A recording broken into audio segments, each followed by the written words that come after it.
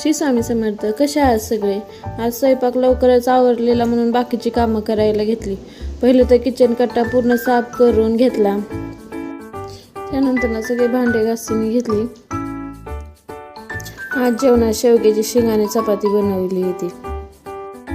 गावाकडून आल्यापासून कपड्याची बॅग जशीच्या तशी पडली होती. सगळ्या कपड्यांच्या घड्या घालून कपाटात व्यवस्थित ठेवून द्यावं म्हटलं. मी एक रील पाहिली होती. त्यात कपाटातून साडी घेताना पडली तरी त्याची घडी विस्कटू नये म्हणून एक ट्रिक सांगितली होती. म्हणलं चला आज तीच ट्राय करून बघावी. पहिले तर मी साडीचे सगळे काठ एकत्र घेऊन ते व्यवस्थित फोल्ड केले.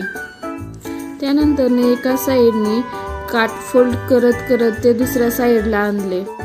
त्यात पण डुगू मध्ये सारखा करत होता. फोल्ड करत करत ते दुसऱ्या साईडपर्यंत आणले. दुसऱ्या साईडला जे काठ शिल्लक राहिले होते ना त्यामध्ये एक पॉकेट तयार केलं आणि त्यामध्ये फोल्ड करत आणलेले सगळं त्यात व्यवस्थित फिक्स करून घेतलं. हे बघा किती व्यवस्थित दिसतीये साडी. ह्यामुळे साडीची घडी अजिबात विस्कटणार नाही बघा. त्यानंतर त्यामध्ये ब्लाऊज ठेवून घेतला. मी 3-4 वेळा ती साडी मी वरतून खाली फेकून बघितली. त्यातून ब्लाऊज पडला पण साडीची घडी अजिबात विस्कटली नाही. मी 3-4 वेळा तसं करून बघितलं ब्लाऊज साईडला ठेवून. अजिबात त्याची घडी विस्कटत नव्हती. जर ही ट्रिक तुम्हाला आवडली असेल तर लाईक, शेअर आणि सबस्क्राईब करायला विसरू नका. बाय.